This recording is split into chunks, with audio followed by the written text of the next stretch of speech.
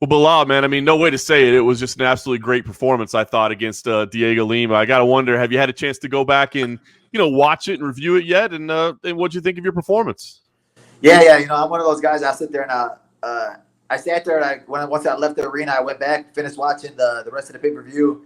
And then, we got some good food in. And then that night I was sitting there like, all right, let me go back and see what I did wrong. Like Lewis Taylor, my coach, he's like been with me since the beginning. He's one of those guys that even after a win, he's the guy that's going to tell you, you should have did this or you should have did that. And like, he's the finisher. So like, he always wants me to get a finish. So like, he's always telling me like, this is the spot you saw that you didn't see the finish here. How did you see the finish here? And I'm like, bro, I just won. Let me have a little me time.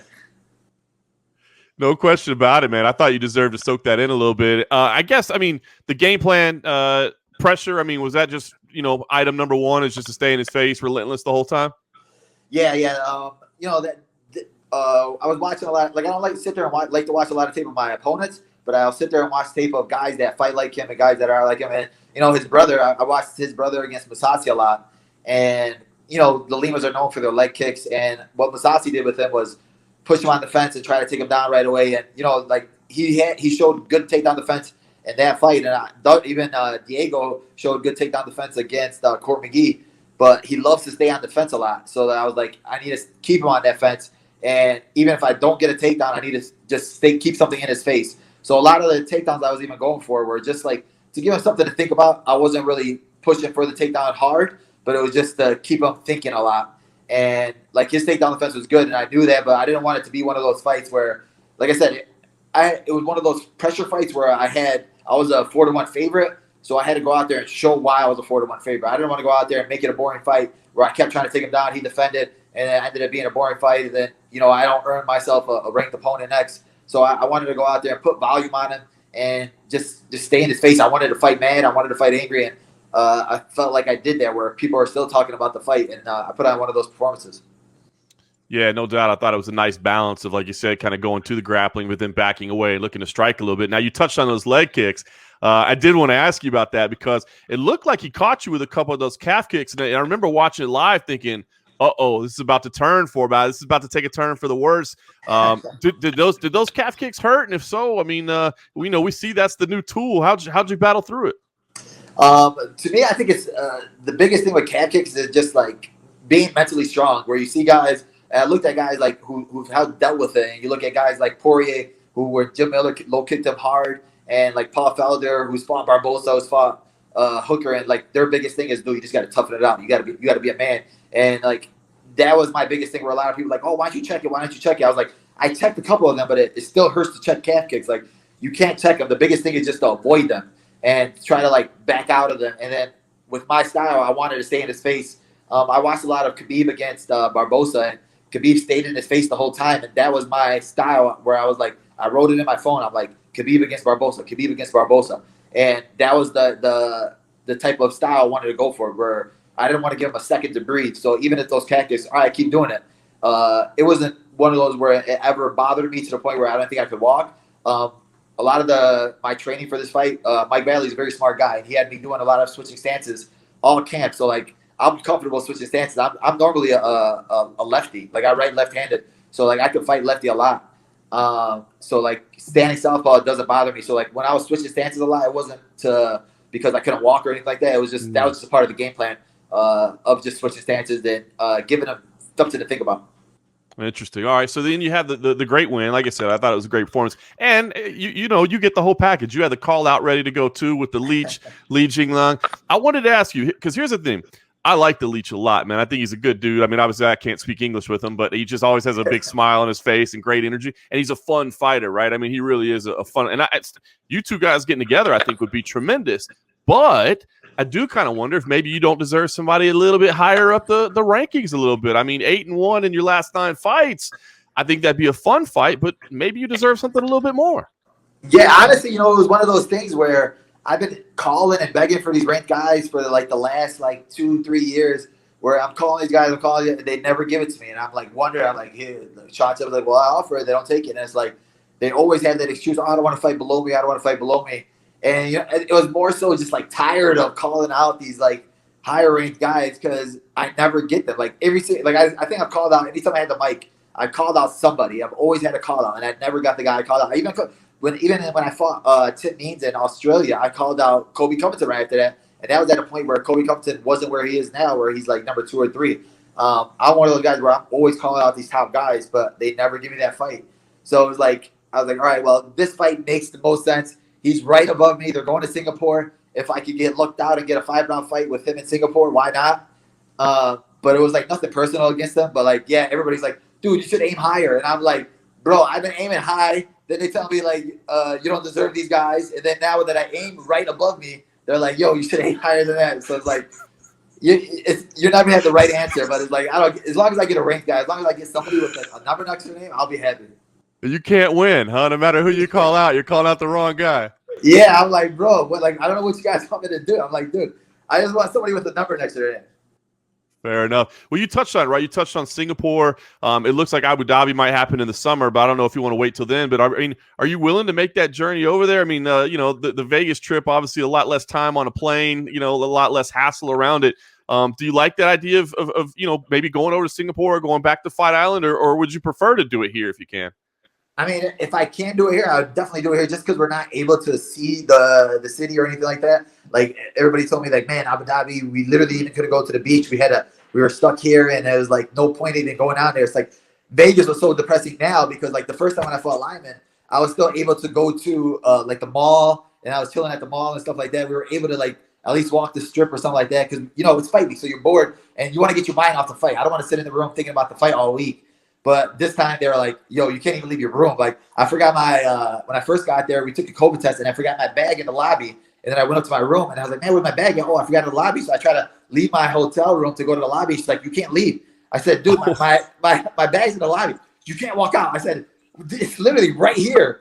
She's like, yo, somebody will bring it to you. I was like, all right. But I'm like, they were like super serious. And I'm like looking out the window and I see guys that passed their COVID test. And I'm like, putting my hand out the window, like, please let me get some of that light, because our test got delayed. Like when I got there, our section of guys that took the test, we were all delayed, so like we couldn't leave anything until like late Wednesday. And I was like, come on, bro, I just want to touch out. I want to go outside, and they wouldn't even open the pool. And I was like, dude, I'm out here in this weather. Chicago's snowing right now, and I can't even enjoy it. They're getting tight with the restrictions, man. That's for sure. So, listen, I got to ask you one thing, because my man CM Punk had brought it up, and then now I see there's more. I thought he was just taking shots at you. You spar in basketball shorts? Why do you spar in basketball shorts? What's going on with that? It's just one of those things that where I used to love basketball all the time. That I'm one of those guys that growing up, I would always wear basketball shorts under my jeans or my pants. So like I always have a pair of basketball shorts on, because you never know when it's time to play ball. Like everybody always call me like when they'll be at the gym or something like that, and I was one of those guys you hit up and you want to go play ball. I'm ready to go. So like it was just they're just like comfortable to me, and I literally always have a pair on. So then like I'm always training with them on. They'll literally make fun of me all the time. Like, bro, you serious? UFC gives you so much shorts. Why the heck are you training about? Your shorts got pockets. Why is your short got zippers? Like they're making fun of me all the time with it. But yeah, now that I've started to notice that I have these little tendencies and stuff that people are going nuts. Like, bro, your shorts. What the heck's wrong with your shorts? And I'm like, what are you guys talking about? But then rewatching it, I'm like, oh, okay, it makes a little sense. maybe with this new Venom fight deal, you can get them to make you some Venom basketball shorts. Yeah, right. Bryce Smith could get camel shorts. Give me some basketball shorts. Well, speaking of product deals, what's this Tesla sponsorship? Are we getting this thing locked up or what? Man, I'm trying to. I keep sliding into Elon's DMs, man, but he's not answering. He's ignoring me. But they're going to be crawling back soon enough. That'd be a good one to have, man. That stock's going through the roof right now.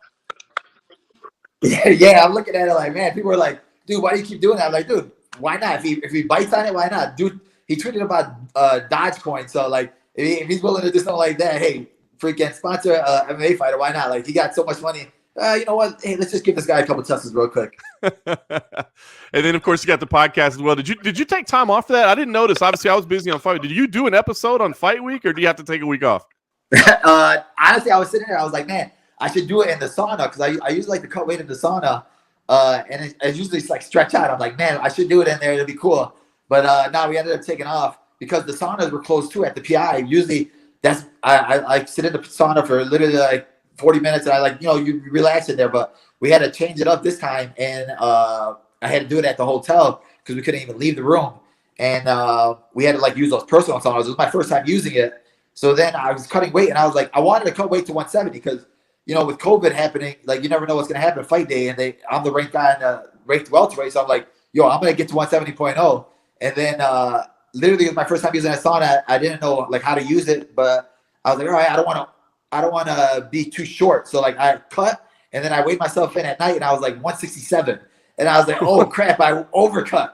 So I sat there and I drank 2 freaking pounds of water. And then I woke up in the morning. I was able to drink more water. And I was like, man, it was actually felt good. But I was like, I sat there before and I was like overcut it. I was like, oh, my God, 167.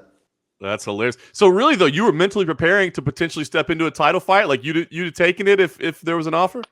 I would have taken it in a heartbeat, man. Like, it's one of those things right now. And these times, you got to be willing to say yes.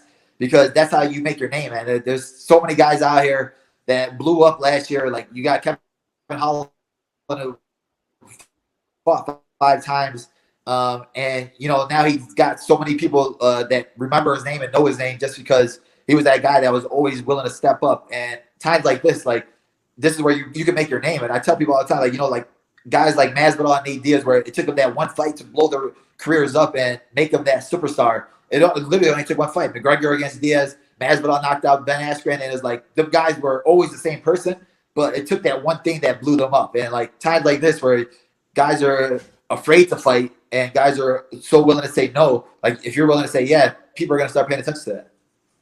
That's the right attitude to have, man. That's good. Well, I got to ask you, Jeff Neal, Vicente Luque, are those fights that you got to revisit at some point? I mean, they're right there above you now, right? Do you think you can get them for rematches, or does that really appeal to you? Vicente Luque for sure. I want that one for sure back. Jeff Neal, I want to do more training with the guy.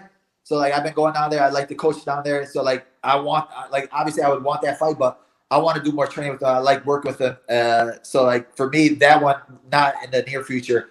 But Luque for sure. That fight was 5 years ago. So like that was my initial call out. So that was all fight camp. You're thinking about who you want to call out. And that was what I was going to call out. But then I saw him get booked against Woodley. So I was like, oh crap. But like I said too, it's still one of those where you got to stay ready because you never know what's going to happen in this sport with these 2 guys. So like if any one of them pull out, like I'll be willing to take the Luque fight.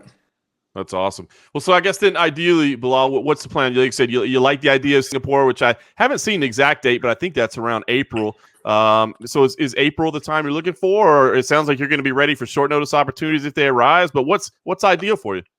Yeah, ideally, like if it's like early April, that works out perfectly because Ramadan is like April 14th.